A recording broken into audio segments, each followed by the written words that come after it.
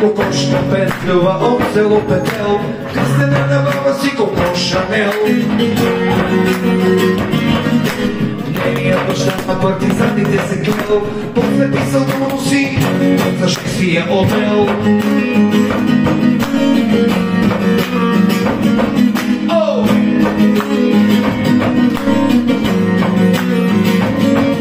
Сигурно я помните, беше политиката, но стига да я видиш, удри с мотиката! Вече се досещате за тая политиката, нека да извикаме, удри с мотиката!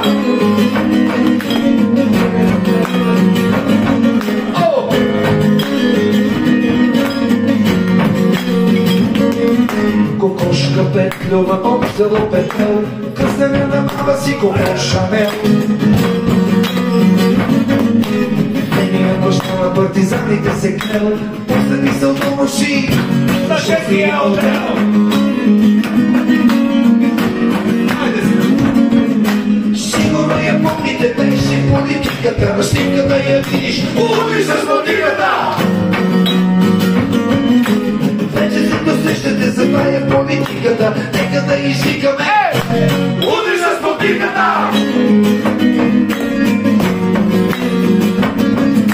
Не искахме се да бъде политическа, живеем в градина зоологическа.